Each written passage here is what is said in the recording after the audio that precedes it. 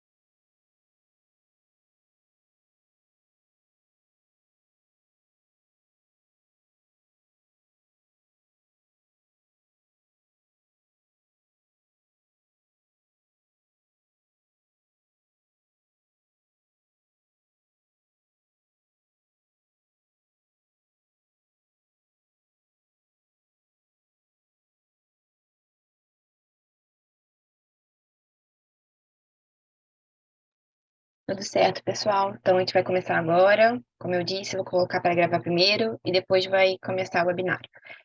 Só, Júlio, você dá uns 5 segundinhos, tá? Para começar a falar, depois que o webinário começar, para dar tempo de todo mundo entrar e tudo certo, tá? Começar agora.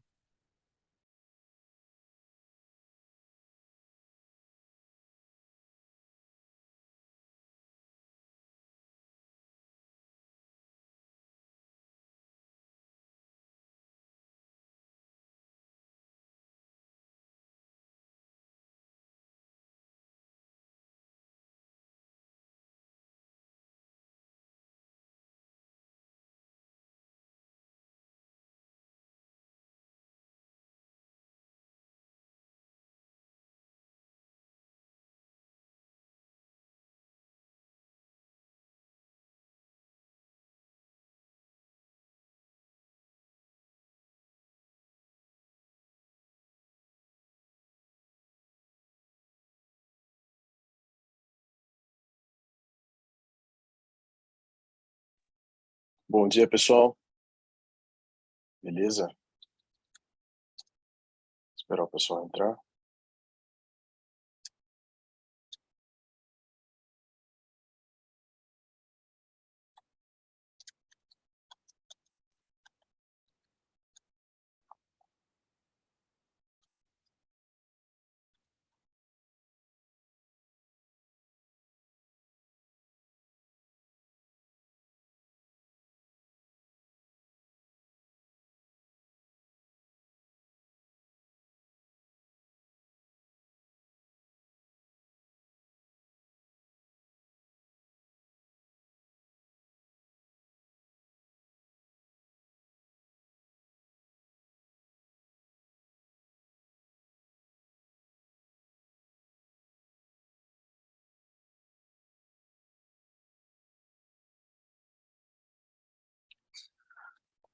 Bom dia, pessoal. Bom dia de novo.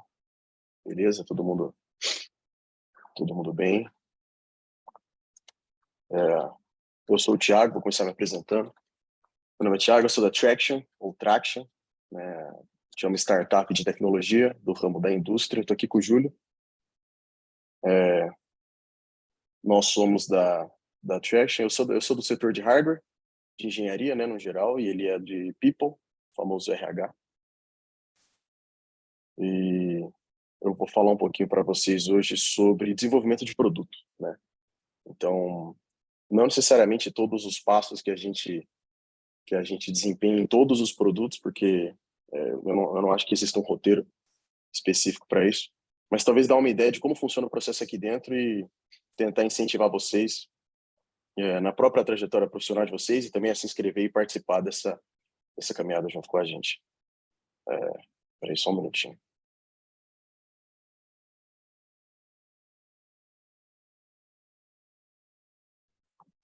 Bom, começar falando de mim. Meu nome é Thiago, eu sou formado técnico em eletrônica no CTI da Unesp, lá na cidade de Bauru. Eu fiz o técnico junto com o ensino médio e foi aí que começou minha aventura profissional barra de engenharia, né? O técnico ele era integral, então desde o começo a gente teve que mudar muito a visão que eu tinha de escola particular até então. Eu fui sair da escola particular no 9º ano para entrar no ensino público, técnico, patrocinado por uma universidade estadual, não federal, né? Isso difere um pouquinho. Eu tive alguns colegas que participaram de alguns institutos federais, nisso que a gente difere, né? O CTI ele é estadual, ele é da Unesp. Depois disso, depois desses 3 anos, entrei na carreira de engenharia elétrica na própria Unesp de Bauru. Me formei em engenheiro, sou engenheiro eletricista hoje. Tive a oportunidade também de fazer um intercâmbio para a Espanha, né, na Universidade de Castilla, que está escrito aí, a partir de Madrid, cidade de Toledo. Basicamente, esses são os pontos principais da minha formação mas vocês vão ver ao longo ao longo do que eu vou falar aqui hoje que essa é só a pontinha do iceberg, né? Em termos de carreira, o próprio técnico em eletrônica exigia um estágio para garantir o diploma de técnico. Eu fiz esse estágio na própria Unesp. A gente tem um laboratório muito forte de energia solar na Unesp em Bauru. Não sei se tem alguém que já ouviu falar. Todo mundo aqui é da Federal, né? Mas com certeza devem ter amigos da Unesp ou de outros campos da Unesp. Enfim, a Unesp de Bauru especificamente é muito forte em energia solar. Tive a oportunidade de fazer estágio no laboratório de energia solar. Tive muito contato com gringo, né? Com a galera, com bastante colombiano, boliviano, que vinha para Bauru, vinha para a Unesp, justamente para se especializar nesse contexto. Então, desde cedo, a necessidade de um segundo idioma, o espanhol e o inglês, foi latente, né? Isso eu não tive como escapar disso. Então, desde cedo foi assim. Também tive a oportunidade de dar aula para criança. Eu dei aula para criança em uma escola bilíngue. Eu dava aula de matemática, mas dava aula de matemática em inglês, né? Então, isso, de novo, o idioma pegou bastante e também o contato com criança, cara. Eu já tinha dado monitoria, já tinha dado aula de reforço no técnico e na graduação, mas dar aula para criança, quem já teve a oportunidade de interagir com criança, tem um primo pequeno, irmão mais novo, sabe que que é fantástico, né? E hoje sou engenheiro de hardware e partner, sou sócio aqui na empresa, na Traction, que eu vou dar mais detalhes agora. Eu senti um pouco de dificuldade em dividir o que eu queria falar hoje, porque eu acho que são temas não divisíveis, né? E talvez as fronteiras vão se mesclar um pouco, né? Mas tudo bem. Inclusive, lembrei agora de orientar quem tiver algum comentário a fazer, por favor, fique à vontade para mandar no chat ou no Q&A, né? No Questions and Answers que a gente tem aí é mais fácil para a gente gerenciar, né? A ordem de tudo e dar atenção para todo mundo, beleza? Mas fiquem à vontade para fazer qualquer tipo de comentário, crítica, pergunta. Então, o roteiro que eu pensei para hoje é apresentar a Traction enquanto experiência profissional minha e dos meus colegas, né? É mais que uma empresa para a gente, virou um modo de vida, né? Virou um estilo de vida que a gente leva dentro e fora das paredes. Depois eu quero falar um pouco sobre como a universidade me ajudou, ou poderia ter ajudado mais nisso, né? Então, por que prestar atenção nas aulas é fundamental. Depois eu quero compartilhar algumas experiências que eu tive. Eu só sinto propriedade de falar naquilo que eu efetivamente pus a mão e tenho orgulho de falar que eu botei a mão em muita coisa. Então, acho que a gente vai ter algumas histórias legais. E depois a gente abre para comentários, né? Responder as dúvidas de vocês. Enfim, vamos nessa. Attraction. Hoje a gente está em 3 anos, são 2 anos e um pouquinho. A gente já conta com 3 produtos, né? Eu vou falar um pouquinho mais sobre eles. São 160 pessoas, é um time fantástico. Está se internacionalizando cada vez mais. Para vocês terem ideia, eu interajo. Agora mesmo eu estava numa reunião com um colega colombiano e a gente conversa em inglês.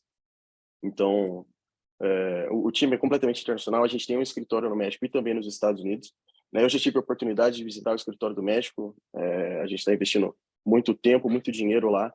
O mercado de lá se provou muito parecido com o nosso. Também vou entrar nesses detalhes na sequência. Essa é a empresa há uns 6 meses, mais ou menos. Acho que nessa foto tem umas 100 pessoas.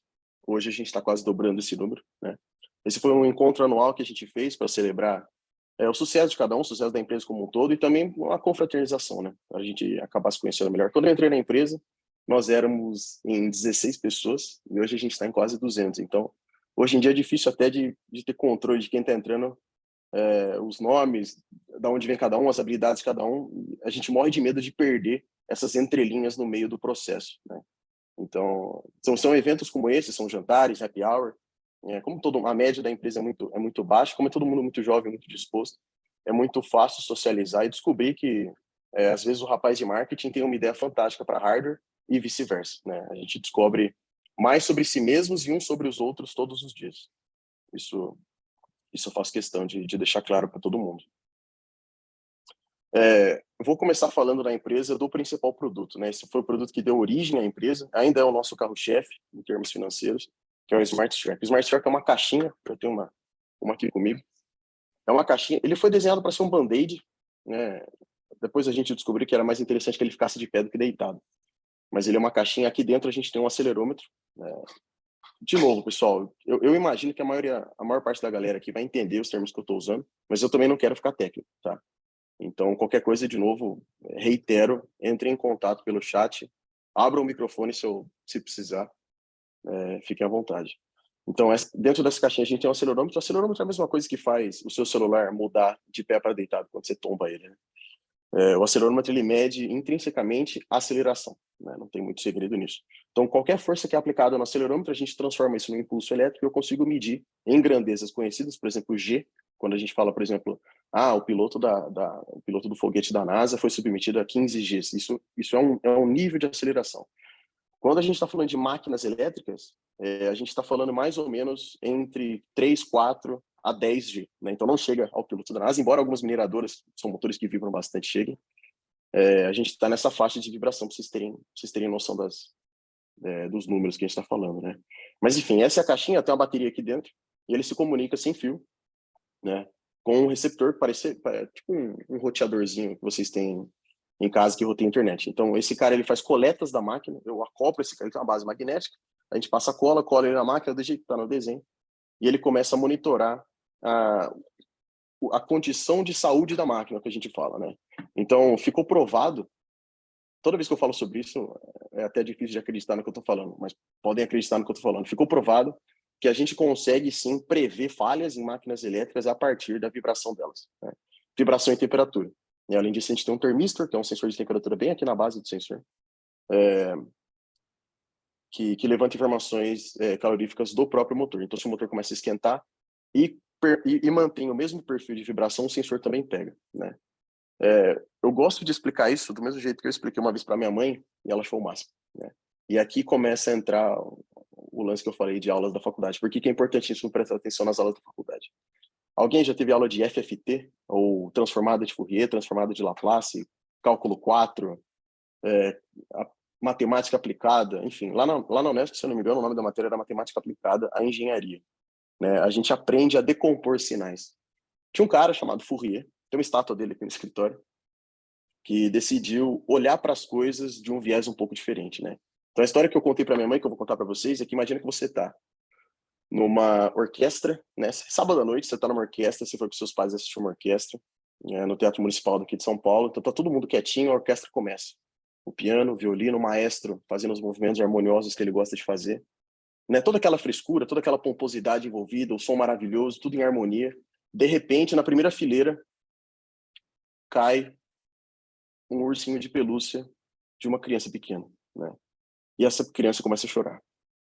O primeiro violinista presta atenção nessa distração e erra a nota. O fato dele errar a nota faz com que o baterista erre o tempo. Isso confunde o maestro que manda os comandos errados e aí já era, cara. Aí o caos está instaurado. Então, toda essa analogia que eu gosto de fazer é que, na verdade, o motor elétrico também é uma orquestra, né? Cada componente mecânico ali dentro é um instrumento numa sinfonia muito maior que todos eles, né? Então, a gente tem a engrenagem tocando a sua própria música, tem os rolamentos, tem os mancais, tem a polia, tem os freios, tem, enfim, 1 milhão de componentes ali dentro. Cada um deles é um instrumento tocando sua própria música e o conjunto da obra faz com que a harmonia soe bem nos nossos ouvidos, né? Aqui é o paralelo que eu faço também. com o aplicativo Shazam. Estava escrito Shazam aqui, se eu não me engano, né? Olha lá, o Shazam da indústria. A gente usa o termo Shazam da indústria justamente para poder falar, para poder fazer esse paralelo com as orquestras. Então, como que o Shazam é um aplicativo, né? Você coloca o Shazam para ouvir a música e ele fala para você a música que está tocando. Como que ele faz isso? Matemática, né? O que ele faz, na verdade, é a decomposição de Fourier, né? Que é o cara que eu mencionei. E é a mesma coisa que a gente faz com uma orquestra. Então, você vai pegar um sinal ao longo do tempo, que é esse sinal aqui na esquerda, vermelhinho, né? Esse sinal, cara, é a junção de um monte de instrumento, né? Então eu tenho essa primeira ondinha azul, eu tenho um violino, a segunda eu tenho uma bateria, a terceira, por exemplo, eu tenho um trompete. Você está enxergando, ou melhor, você está ouvindo a junção de tudo isso. É muito difícil para o seu ouvido separar o que é um e o que é outro, né? Mas para um software, para um programa de computador, isso na verdade é bem fácil, né? E quem disse que isso era possível era o Fourier. O Fourier virou e falou que todo sinal sonoro, todo sinal mecânico, na verdade, é feito de sinais individuais, né?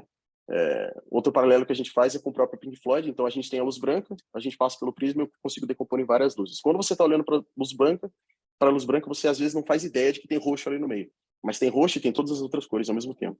Então essa decomposição de Fourier eu estou pegando e transformando um sinal contínuo no tempo num sinal discreto na frequência. O que eu quero dizer com discreto? Que eu consigo diferenciar um do outro. Eu consigo falar, ó, esse aqui é um violino, né? Esse primeiro sinal aqui é um violino. Esse segundo aqui é a bateria, esse terceiro aqui é um trompete. Então, no motor elétrico acontece a mesma coisa. Eu consigo decompor um sinal de vibração, que num primeiro momento parece um sinal randômico, aleatório, e falar, ó, cara, esse aqui é o comportamento de uma polia. Esse aqui é o comportamento da engrenagem, e esse último aqui é o comportamento da polia, da correia de freio, por exemplo.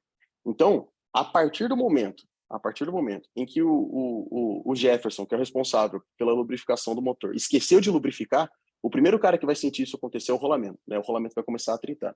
O rolamento começa a tritar, é o violinista que ouviu a criança chorar e desafinou, né? Então, num primeiro momento, o violino vai começar a apresentar valores nominais diferentes do esperado. Então, era para ele estar tocando um Lá bemol, ele começa a tocar um Dó sustenido. Aí você fala, isso me parece falta de lubrificação. Não muito tempo depois, quebra um dente da engrenagem, o percussionista começa a errar o movimento, enfim. E a hora que você vai ver, o motor quebra com o eixo empenado, né? Tem uma trinca gigantesca que você fala assim, cara, como assim? Isso aconteceu do dia para a noite. Do dia para a noite para nós, né? Para nós humanos que não temos essa sensibilidade, porque a gente está olhando para o sinal ao longo do tempo e não da frequência. Para o sensor, isso está acontecendo faz meses, né? Então, o intervalo de tempo que a gente está tratando, para vocês terem ideia, às vezes, é de 6 meses. Então, demora 6 meses para o primeiro dente da engrenagem quebrar até o motor parar de fato, né? Então, a gente está falando desse nível de grandeza. São essas as ordens que a gente está preocupado aqui nesse caso, tá? Vamos lá. Outro exemplo que eu gosto de dar, aí já trazendo pro lado comercial da coisa, né? Você tem que, de alguma forma, se identificar e trazer isso para o cliente, né? Parte do que eu vou falar aqui, vocês vão ver que a minha preocupação, ela é, de fato, de A a Z. Então, eu não estou preocupado só em desenvolver o produto, eu não estou preocupado só em vender o produto, eu não estou preocupado só no pós-venda, né? Em garantir que esse produto ele vai funcionar. Estou preocupado com tudo isso, na verdade. Porque se qualquer uma das etapas do meu processo falhar, foi tudo em vão, né? Então, esse é o apelo comercial que a gente gosta de fazer. Esse aqui, por exemplo, é um gráfico que eu trago para mostrar para vocês como na prática funciona. Esse aqui é um gráfico do nosso sensor de energia, né? Além do sensor de vibração, a gente também tem um outro sensor de energia, mas eles funcionam de maneira análoga, né? A gente está fazendo FFT, a gente está fazendo essa análise, ao invés transformando o tempo em frequência. Isso daqui é uma forma de onda de corrente, né? De um forno elétrico, e o de baixo de um motor, é um motor elétrico de partido que alimenta esse forno. O paralelo que eu dou é o seguinte: para quem aqui está na faculdade, já morou em república ou mora em república, eu morei em república há muito tempo, e na república, digamos que a gente tinha algumas gambiarras no circuito elétrico, né, da instalação elétrica da República. Então, é aquele lance de o rapaz liga o chuveiro e a televisão muda de canal. Alguém liga a máquina de lavar e a luz dá aquela piscada. Então, quando a rede não consegue reagir de forma instantânea, é isso que acontece. Aqui a gente tem, por exemplo, não precisa ser da área para entender que isso aqui é um motor desligado, né? A gente tem níveis muito próximos de zero na corrente elétrica. E esse aqui, depois do transiente, a gente tem o motor de fato. Isso aqui ele deveria estar trabalhando em torno de 12 amperes, né? Que é a unidade de corrente elétrica. Então, esse aqui é o motor funcionando. Quando eu dou a partida no motor elétrico, olha o que acontece. A gente está batendo 100 amperes, né? Então, a gente está batendo quase 10 vezes a corrente nominal do motor. E vocês imaginam como que isso impacta a rede elétrica de uma... Bom, se eu falei que isso impacta a República onde eu morei, imagina um motor gigantesco da Embraer que cozinha a asa de avião, né? O impacto, ele é ele é assustador. E a gente tem partida de motor aqui, 3 quilômetros para frente, a gente tem sintomas dessa partida em outras máquinas, e aí você descalibra tudo, aí perde a noção do que está acontecendo. Enfim, daí a importância de monitorar o que está acontecendo aqui, e não necessariamente o impacto negativo vai acontecer aqui também, né? Então, existe essa analogia com a República, que é você dar a partida do motor aqui e 2 quilômetros para lá, você sentir os impactos disso. Da mesma maneira que você pode monitorar o seu sistema preocupado com a partida do motor elétrico de outra empresa, né? Eu quero saber, cara, tem motor, por exemplo, CNC, né? A galera de mecânica, a galera de elétrica. CNC é basicamente uma máquina que extrai material, né? Ela anda no XY, assim, vai fazendo como se fosse uma escultura. Então, a gente faz muita peça em CNC. A base do sensor, por exemplo, ela é toda usinada, então é uma CNC que corta aço, né? Isso aqui é aço. Então, essa CNC, por exemplo, é um equipamento de altíssima precisão. Eu tenho uma precisão de, às vezes, 1 micron, né? 1 milésimo de milímetro ali. Eu estou preocupado com... Cara, eu estou preocupado com a enésima parte do meu produto. O sujeito, a 2 quilômetros daqui, está dando partida no motor dele. Às vezes é uma mineradora, por exemplo, que eu falei, elas têm as peneiras, né? São motores que vibram muito. Isso impacta a rede elétrica, vai impactar a precisão da minha CNC. Então, é importante eu monitorar a minha rede elétrica, não só para eu ter argumentos contra a concessionária, mas para eu ter argumentos contra as empresas ao meu redor. Fala, cara, o meu processo está sendo afetado por você. E também para você saber se o seu processo está afetando alguém, né? Porque isso pode ser carteado pela concessionária, vem a CPFL, vem a... Não sei qual é a concessionária do Rio. Qual é a concessionária do Rio? CRR. CRR? É possível. Chega lá e te dá uma cartada e você está muitas vezes despreparado, né? Pô, como que eu não estava sabendo disso antes? Então, o segredo é o seguinte, tenha informações, né? Se isso vai ser prejudicial ou benéfico para você, não me interessa, né? O que me interessa é te prover com esse tipo de informação e você faz o que você quiser com o dado, né? O dado está aí, o dado não tem dono, o dado é. Então, você pode simplesmente decidir ignorar esse dado, se te convir, mas eu imagino que não seja o caso. Aqui eu tentei, cara, é muito difícil tentar, o Júlio pediu para mim, cara, tenta resumir um dia de trabalho seu, né? O ciclo de um produto é muito difícil. Vocês vão ver que a gente só trabalha com exceções, né? A gente se pega muitas vezes pensando em regras a serem seguidas, e a vida, na verdade, é cheia de exceções. A vida é feita de exceções. A vida é o que acontece nas entrelinhas, né? Como meu pai gosta de dizer. Então, eu começaria dizendo que a gente tem que prototipar de alguma maneira, né? Eu vou tentar puxar um pouco para o meu lado, que é hardware. Isso pode ser aplicado para as outras áreas também. Eu sei que isso aqui é muito parecido, por exemplo, com marketing. A gente tem discussões bastante acaloradas, o time de engenharia e o time de marketing, que é esse contato constante com o cliente, né? Alguém que vai, de fato, usar a nossa solução, vai dar feedback sobre a nossa solução, vai encontrar problemas na nossa solução que eu não concordo e que eu vou ter que engolir, porque, às vezes, a visão do cliente faz mais sentido para aquela situação do que a minha visão é de dentro, né? Então, parte disso também é se colocar do lado de fora, se colocar na arquibancada, é isso que eu quis dizer com o mercado, né? A gente está cansado de ouvir falar por aí, cara, conheça para quem você vai vender antes de o que você vai vender. Isso é clichê, mas é verdade, né? Não é à toa que é clichê. Você tem que conhecer a persona, né, que a gente fala. Você tem que se imaginar numa reunião de vendas, você tem que imaginar o argumento que o cara vai usar e o contra-argumento que você vai usar para debater, né, para rebater. Então, eu começaria com papel e caneta, rascunho, mercado e simulação. É o que a gente faz aqui até hoje, né? Isso acontece em empresas pequenas, isso acontece em empresas grandes, e isso também acontece em processos pequenos dentro de empresas grandes. Então, eu começaria... A gente usa softwares 3D de modelagem, de simulação. Cara, eu tive uma ideia, ou às vezes, não necessariamente eu tive uma ideia e vou testar isso no cliente. Às vezes eu senti a dor de um cliente. Esse caminho do cliente para cá, ao invés daqui para lá, ele costuma dar mais certo. Ele é mais difícil, né? Só que ele costuma dar mais certo. Às vezes você tem uma ideia, vou abrir uma rede social que você tem que tirar uma foto da câmera frontal e da câmera traseira do seu celular. Pô, será que vai dar certo? Vou atrás do mercado. No nosso caso, é muito mais fácil fazer o contrário, né? No nosso caso, enquanto startup que já está na indústria. Então, eu vou na Embraer, por exemplo, visito... A Embraer é uma grande parceira nossa, sou muito amigo do pessoal lá, já visitei os caras várias vezes. Então, a gente chega na Embraer e fala assim, cara, o que mais que eu poderia estar fazendo aqui? O que mais que te incomoda? Ele fala, rapaz, eu tenho um problema de controle de frota, né? Às vezes eu tenho um problema de saber se o Juninho entrou às 8 da manhã, entrou às 8h15, né? Ou então eu preciso de um lugar fácil, preciso de um lugar na palma da minha mão, acessível, todas as ordens de serviço que estão abertas na minha empresa, e quem que está sobrecarregado, quem que não está, quem eu preciso verificar no final do mês que... Peraí, isso é completamente fazível, né? Foi assim que a gente começou, por exemplo, o nosso segundo produto, que é um software de gestão de manutenção. Então, a gente tinha um software de vibração, já atendia os caras, fantástico, eles têm... uma série de sensores lá com eles, tá? A gente trabalha em parceria já tem 2 anos, foi um dos nossos primeiros clientes. E ele levantou uma dor, e eu falei, olha, isso é completamente atendível, faz sentido, casa bastante com a nossa outra solução, podemos agregar. Hoje em dia, esse cresce. A gente tem previsão até de passar desse software que eu estou falando para vocês, passar até o carro-chefe, que é essa caixinha que eu estou falando para você, que eu dei de exemplo, né? Então, quando a ideia vem do cliente, quando é uma dor real, você não precisa passar, ou pelo menos a etapa de validação no mercado, ela é um pouco mais tranquila, né? Ela é um pouco mais transparente também. Você não vai... a chance de você se iludir, digamos, é menor, né? Então, eu começaria por aí. A gente geralmente faz isso nas nossas etapas. Segunda etapa, veja se explode. Essa é a minha preferida, que é a etapa das incertezas, né? Então, cara, você está colocando um dispositivo à bateria na maior fabricante América Latina de aviões.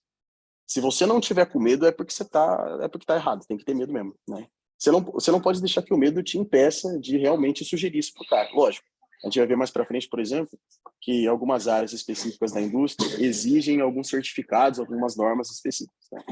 Então, a gente está falando, cara, se você quiser entrar numa área de óleo e gás, a Petrobras, por exemplo, também é cliente nosso, você quer atender algumas áreas da Petrobras, a gente exige algumas certificações do seu produto que vão garantir, né, que nada vai sair dos conformes. Você quer instalar o seu sensor em cima de um tanque de óleo altamente inflamável e explosível de 15 mil litros, cara, não é qualquer pilha Duracell que você vai conseguir colocar ali em cima, né?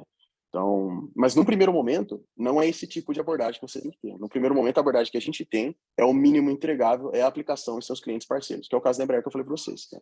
Então, o mínimo entregável eu não preciso ter um produto, eu nunca vou ter um produto final, eu nunca vou ter um produto finalizado. O dia que você se contentar com o seu produto, é porque muito provavelmente a empresa está cogitando te mandar embora.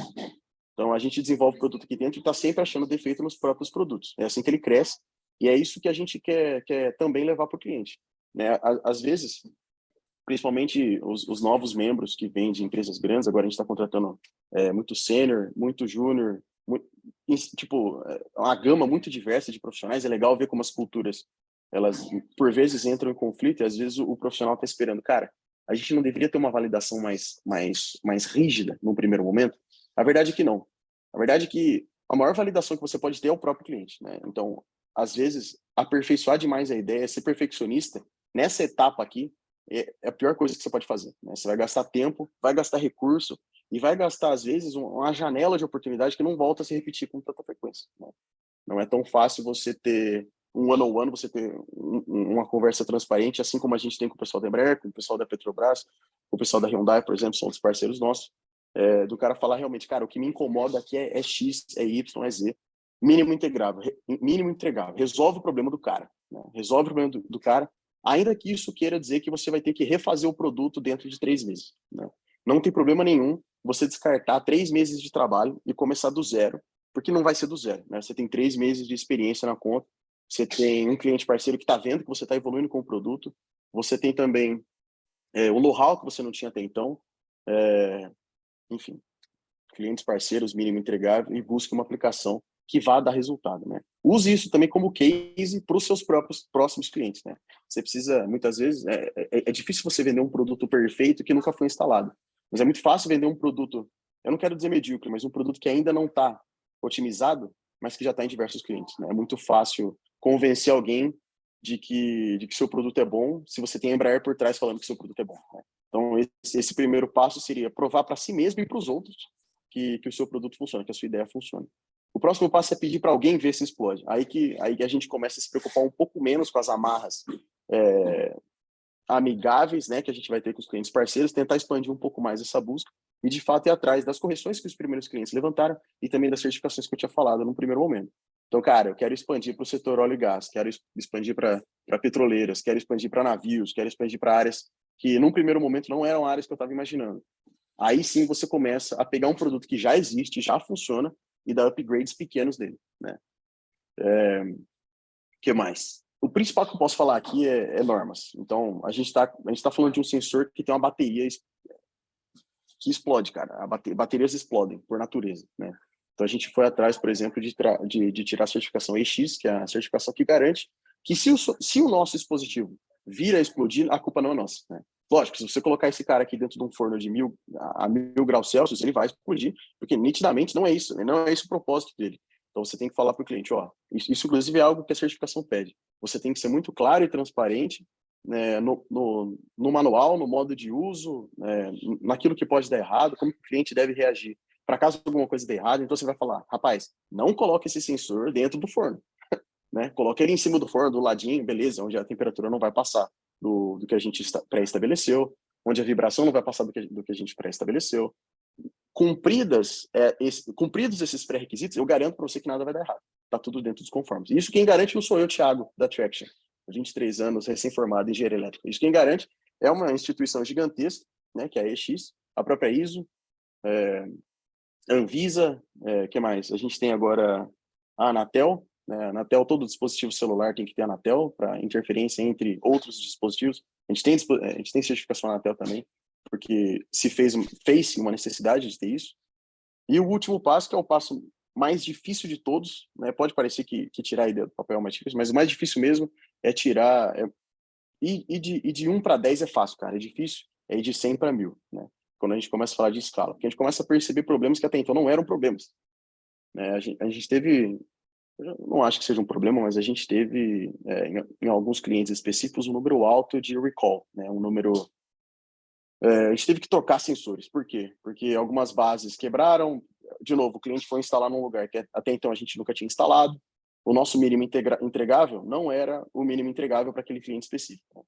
Então, a gente está falando de alguns tipos de problema que afetam 0,1% da nossa frota.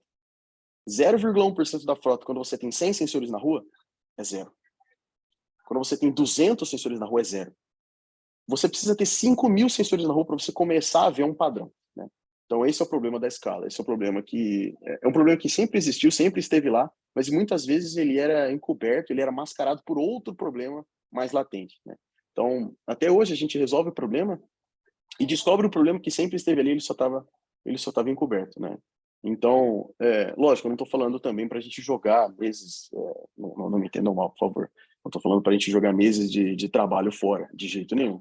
Pegue esses meses onde as coisas deram errado, transmita esse conhecimento para a própria equipe, né? Muita coisa que a gente aprende em hardware, a gente passa para a galera de CS, de customer, que é a galera que está dia a dia com o cliente, e vice-versa, né? A galera de customer é a nossa linha de frente, né?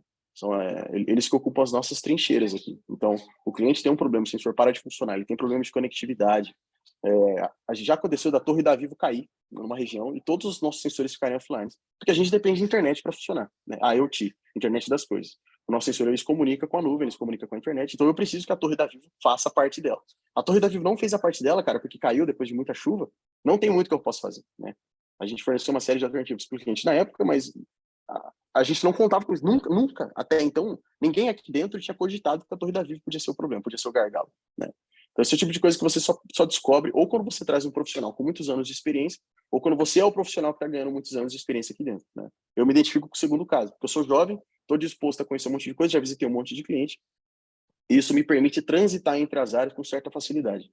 Não só me permite, mas me obriga também, né? É dever meu enquanto membro da empresa, enquanto Blue Cap, né? A gente se autodenomina Blue Cap, o bonezinho azul, tem um boné azul aqui. A gente se denomina dono da empresa, que é justamente estar preocupado de A a Z com o processo. Não interessa que minha área é hardware. Se eu ver, por exemplo, um exemplo mais idiota que eu posso dar é se eu ver uma publicação do LinkedIn com alguma coisa escrita errada, isso me fere a alma, né? Isso me incomoda e eu vou resolver o problema. Não interessa que não seja o meu viés principal. E aí mitose a rodo, né? Sai dividindo, sai vendendo, sai crescendo, sai conquistando mercados que até então não eram seu primeiro objetivo, e descubra também que mercados que não eram seu primeiro objetivo podem ser mercados ainda maiores que aqueles que eram seu primeiro objetivo.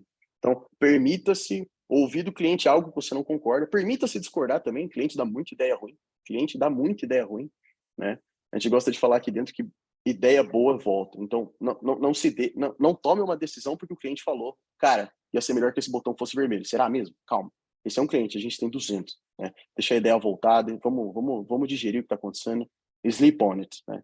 Durma pensando nisso e vê se amanhã, 8 horas da manhã, você ainda concorda com aquela ideia. Às vezes a gente age por impulso, eu já agi, a gente age até hoje por impulso aqui dentro, mas vamos tentar normalizar isso, né? Dividir isso por um fator comum, debater com outras pessoas, enfim, isso que que não de novo, não diz respeito ao hardware, mas eu me sinto obrigado a palpitar e estar presente, porque diz respeito à empresa, diz respeito à empresa, diz respeito a mim, enquanto Thiago, certo? Agora, na minha opinião, é a parte que eu tenho mais domínio para falar, que é o que eu já vivi aqui dentro, né? Quem sabe isso, espero, né, na verdade, que isso inspire vocês nas próprias experiências pessoais e profissionais que estão por vir, eu tenho certeza. Essa primeira foto é uma das primeiras fotos que eu tirei na empresa, foi no comecinho do ano passado.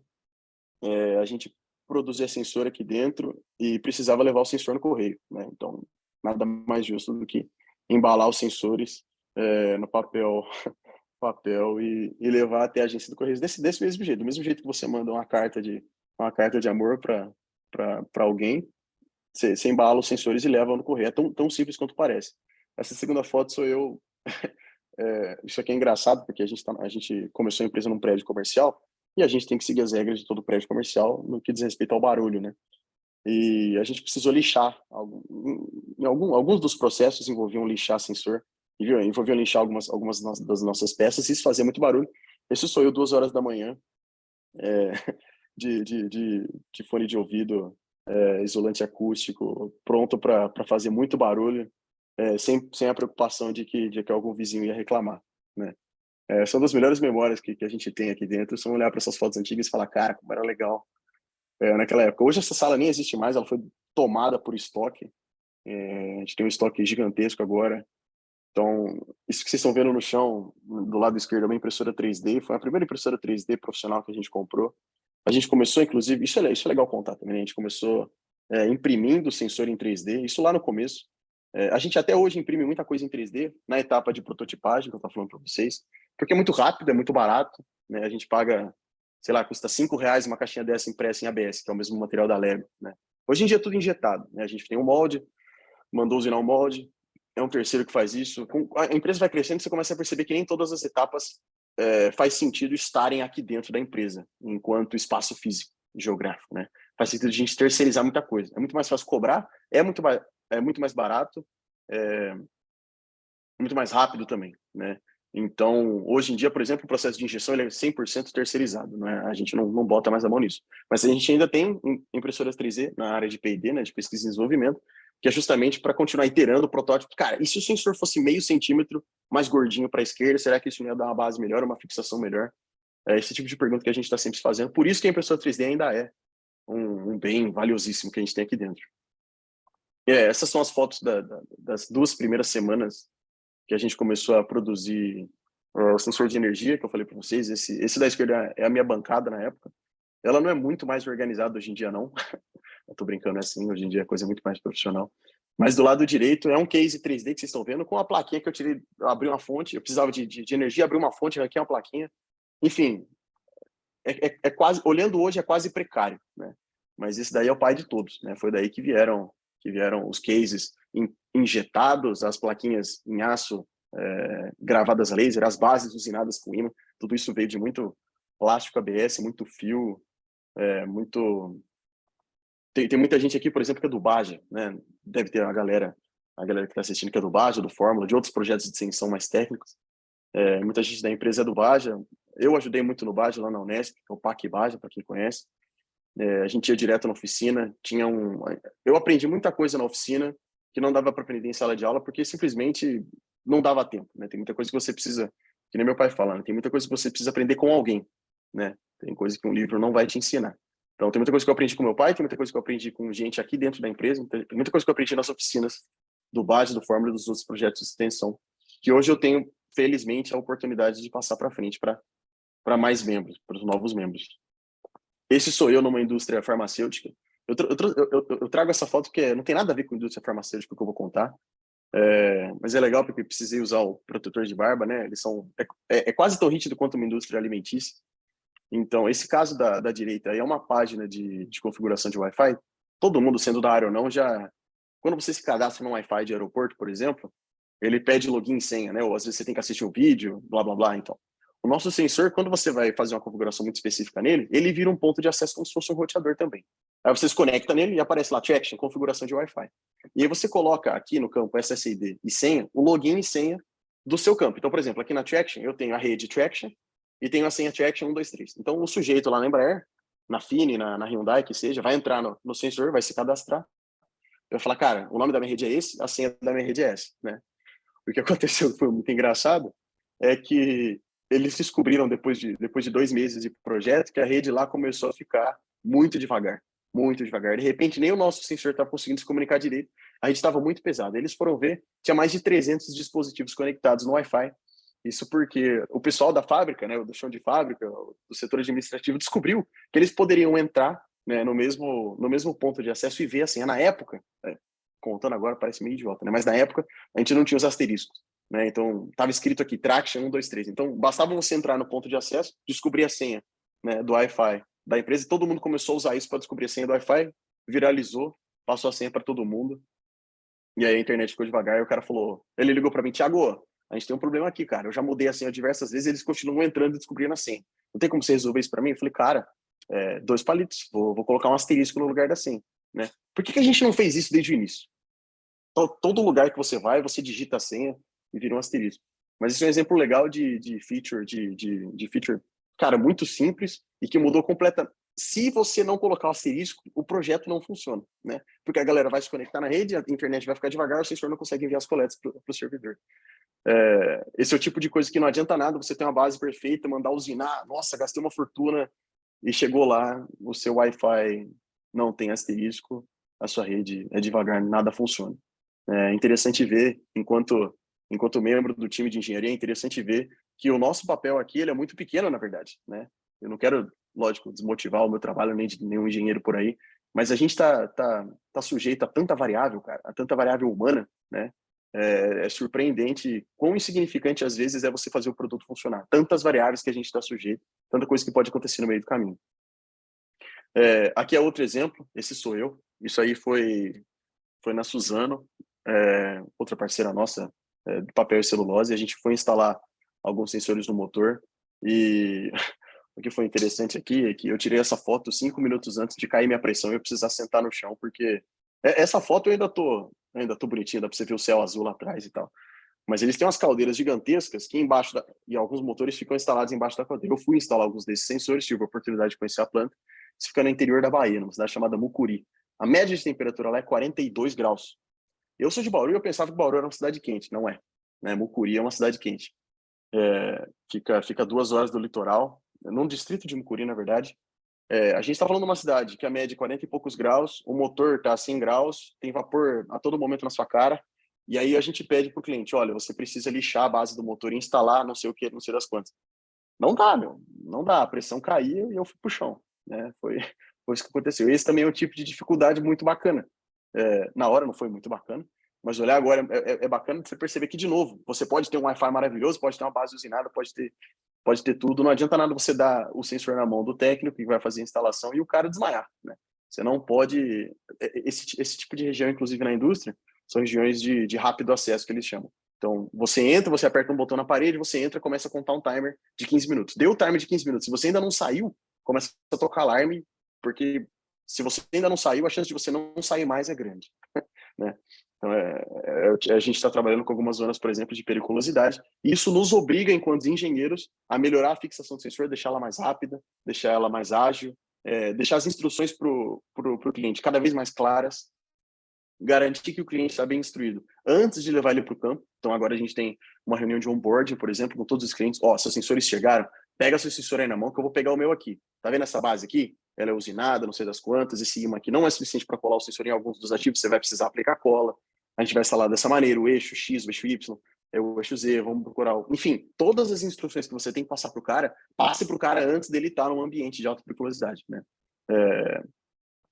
Enfim, é uma outra experiência que eu acho legal compartilhar, porque aprendi muito nessa visita, assim como em todas as outras. Adoro visitar cliente.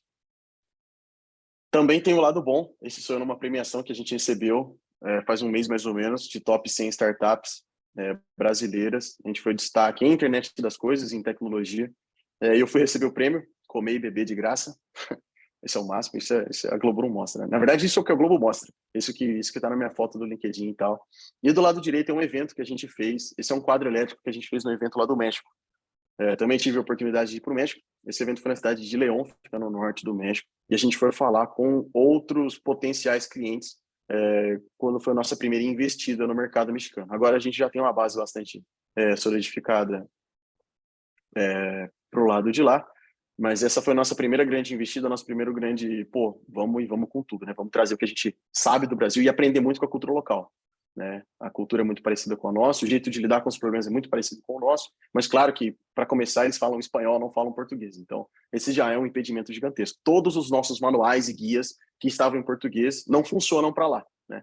Pode estar o mais bem escrito do mundo, não adianta, o cara não entende, né? O cara te liga e fala, olá, que tal? Tiago, como estás?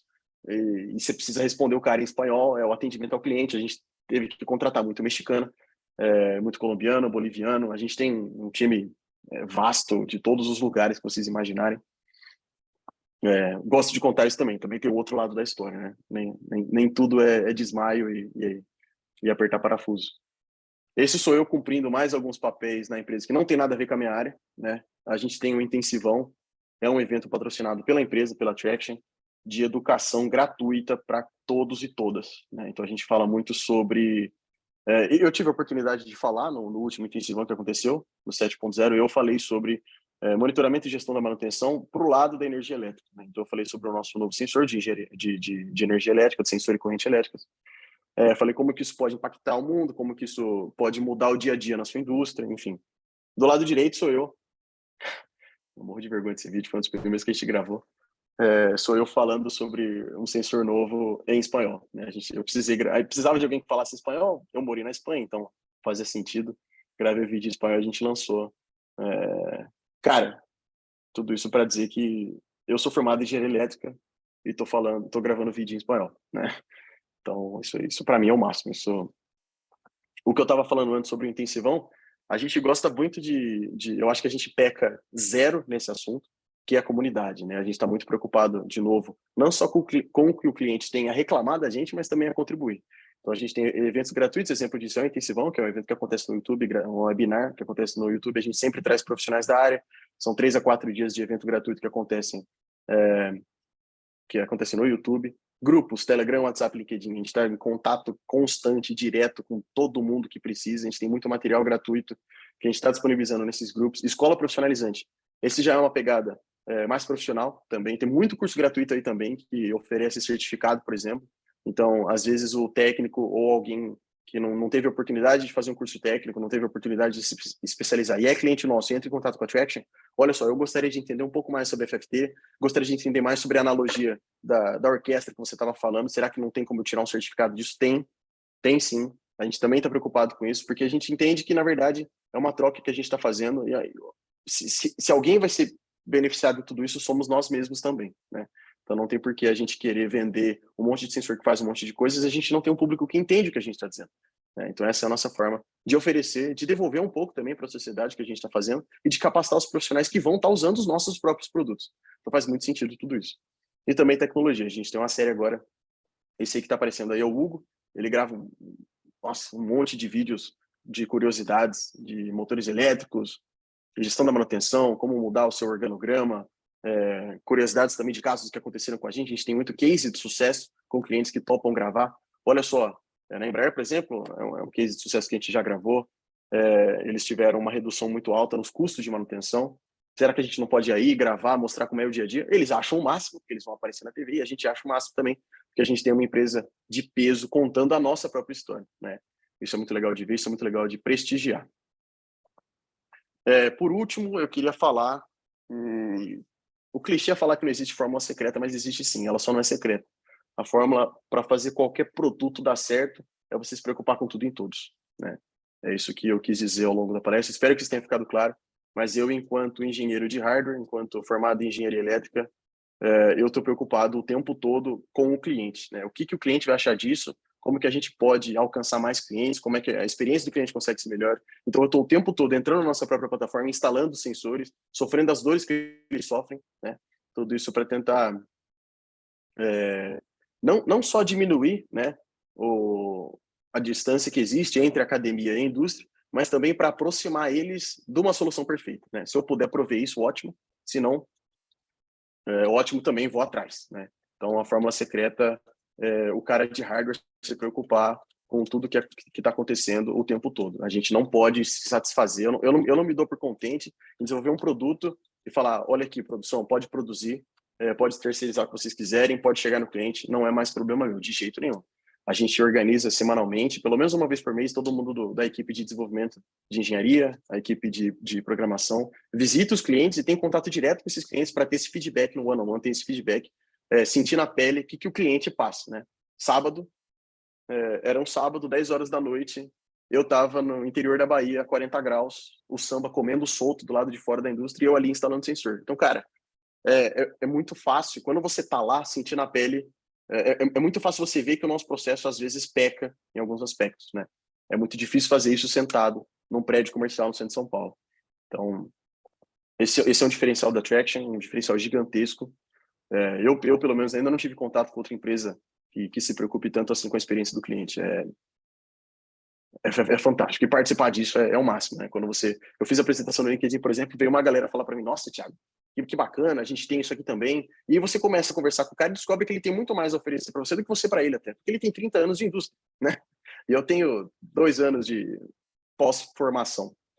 Então, o que o cara tem para ensinar e às vezes é o tipo de pessoa que nem todo mundo está disposto a ouvir. Então, quando você senta do lado dele e pergunta, Jair, qual que é o seu problema, né, para lubrificar motores? E ele te conta um monte de experiência que ele já teve problema, e você fala, cara, é muito fácil resolver isso. Como ninguém atendeu essa parcela da indústria ainda, que é a manutenção, né? Muitas vezes é deixado de lado. Todo mundo só está preocupado com PLC, CNC, mas sem a manutenção as coisas não funcionam. A manutenção também é aquele braço direito, é aquela engrenagenzinha que a hora que você vai ver, rapaz, já era, né? Que mais? Fiquem à vontade agora para mandar perguntas, comentários, críticas. Deixo o meu contato à disposição de vocês.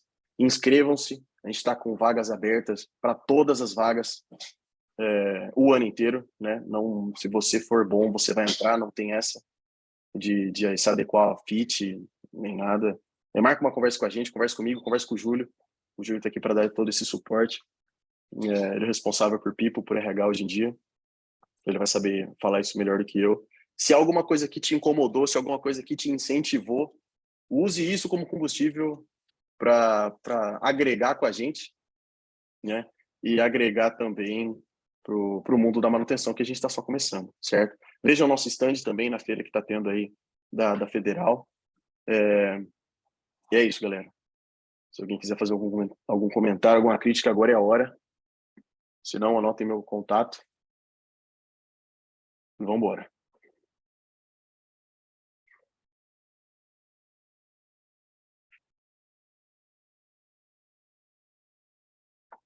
Maria, você levantou a mão, quer falar alguma coisa?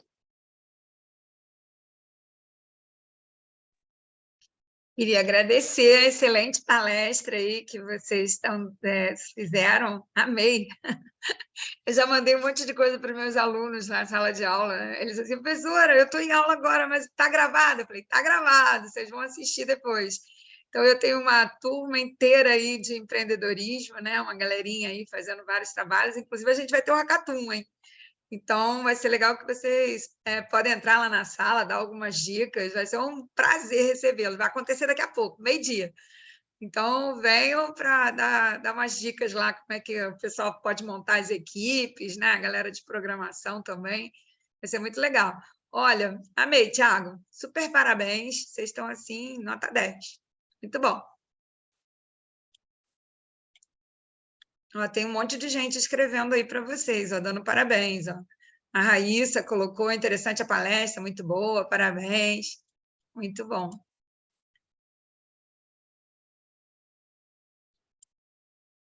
Bom, vocês podem também mandar perguntas pelo contato, né, Thiago?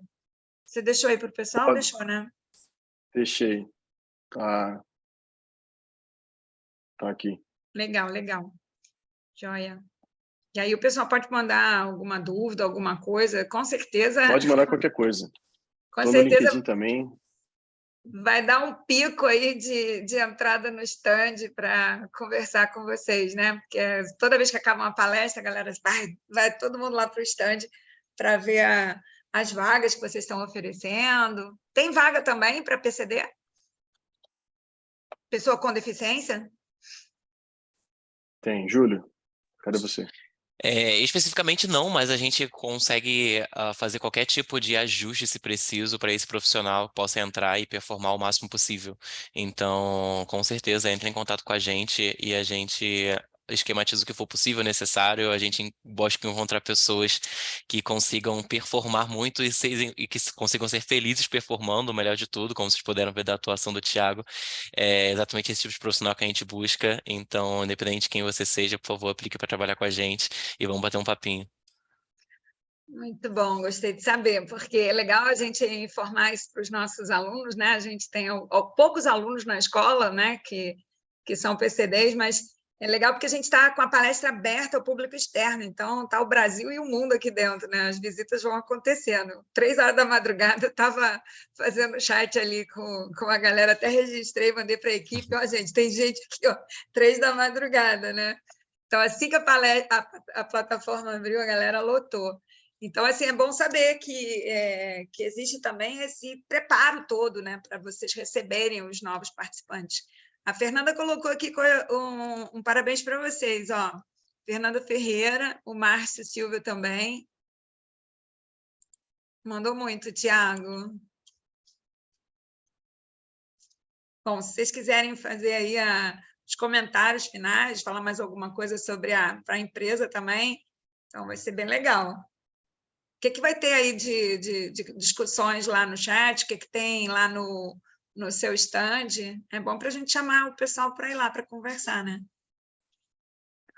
Com certeza, a gente tem hoje, alguns recrutadores vão estar lá para falar com vocês, acredito que entre 2 e 3 horas eles vão estar lá para bater um papo sobre vagas, oportunidades, como se dar bem no processo seletivo com a gente, explicar um pouquinho da nossa cultura.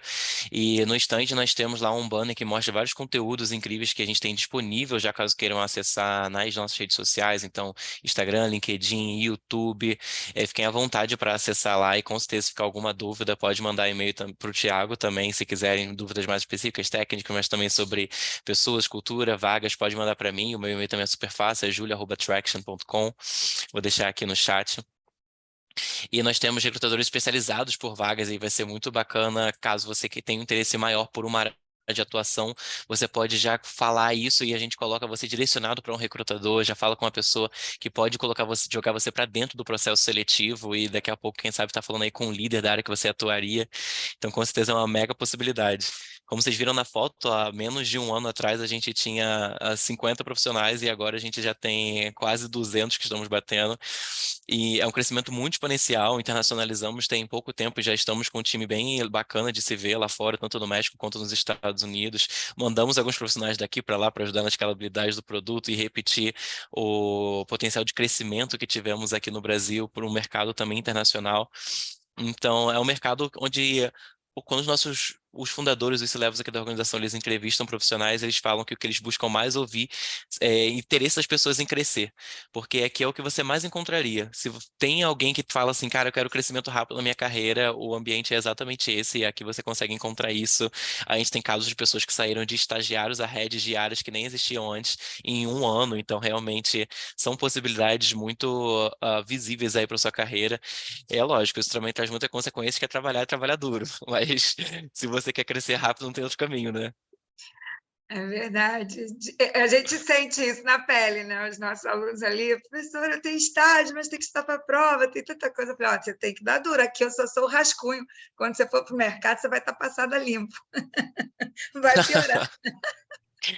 Exatamente. E a gente Vai. contrata pessoas que estão em formação ainda, já direto com vagas efetivas, tempo integral, e é uma demanda que todo mundo vivencia muito frequentemente, que eles falam, caraca, tenho uma prova para fazer, trabalho para entregar, mas estou aqui com trabalhos absurdamente reais e pessoas que vão ser afetadas por alguma atuação que eu possa fazer, e dialogar isso é muito difícil, não estou falando para vocês que é fácil, não. Mas eu tinha muito medo quando eu estava no início da minha faculdade me formar sem emprego. Então, é muito colocar na balança o que você está disposto a enfrentar hoje na sua carreira e o quanto que você consegue dialogar uma oportunidade com o estudo, mas sem interesse seu, a possibilidade está aberta. Boa, muito bom, bom saber disso, né? Inclusive, alguns estão me perguntando pelo WhatsApp aqui para fazer pergunta para vocês, né? No processo seletivo, as perguntas estão vindo pelo meu WhatsApp. Eles estão Então assistindo. manda aí, manda aí. Ao invés de colocar aqui para vocês, estou mandando no meu chat aqui. A pergunta que veio foi a seguinte, né? O Tiago tinha dito da importância, né, do inglês, né, Tiago? E a gente pode reforçar isso para eles, né? Pode. Tem que ser avançado de cara para entrar, ou vocês apoiam, dão um curso, ajudam, tem alguma coisa assim para o inglês?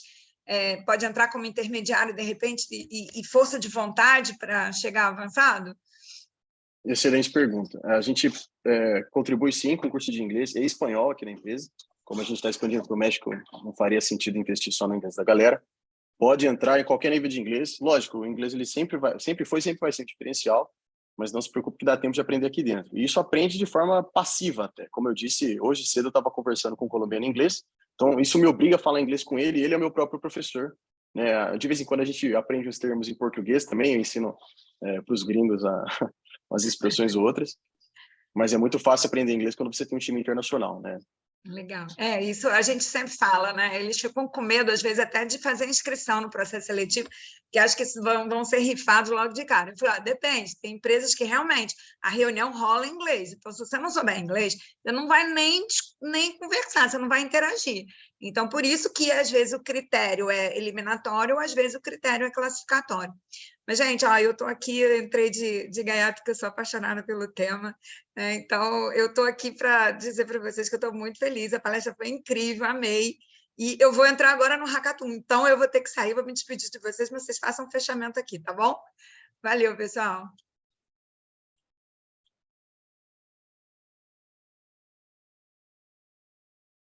Tiago, você mutou. Oi, desculpa, mutei.